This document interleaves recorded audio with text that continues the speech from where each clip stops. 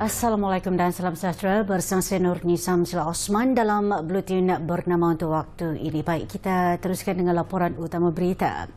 Parti yang masih dalam proses pendaftaran Parti Pejuang Tanah Air Pejuang mengesahkan menerima surat dipanggil menghadap Yang di-Pertuan Agong Al-Sultan Abdullah Riayatuddin Al-Mustafa Billah Shah di Istana Negara. Ketua Penerangan Pro-Tem Pejuang Ulia Aqamah Husamuddin berkata pengerusi Pro-Tem Tun Dr. Mahathir Mohamad dijadualkan menghadap Sri Paduka pada Khamis ini.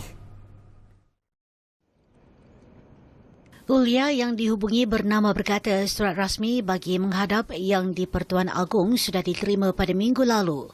Bagaimanapun, waktu untuk Tun Dr. Mahathir menghadap Al-Sultan belum ditentukan lagi setakat ini.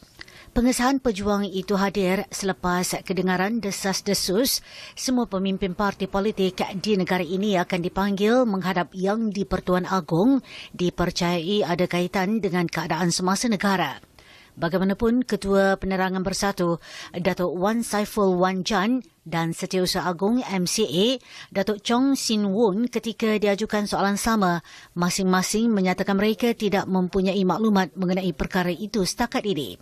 Presiden Gerakan Datuk Dr. Dominic Lau Ho Chai dan Presiden MIC Tan Sri S.A. Vigneswaran pula memaklumkan parti mereka belum menerima sebarang jemputan rasmi daripada Istana Negara untuk menghadap Yang di-Pertuan Agong. Sementara itu, Timbalan Presiden UMNO, Datuk Seri Muhammad Hassan mengakui mendengar desas-desus berkenaan namun tidak dapat memastikan sama ada parti tersebut sudah menerima surat jemputan tersebut. Berlainan pula dengan Setiausaha Agong PKR Datuk Seri Saifuddin Nasution Ismail yang meminta bernama merujuk perkara berkenaan kepada Ahli Jawatan Kuasa Penamatan Proklamasi Darurat Datuk Seri Khairuddin Abu Hassan.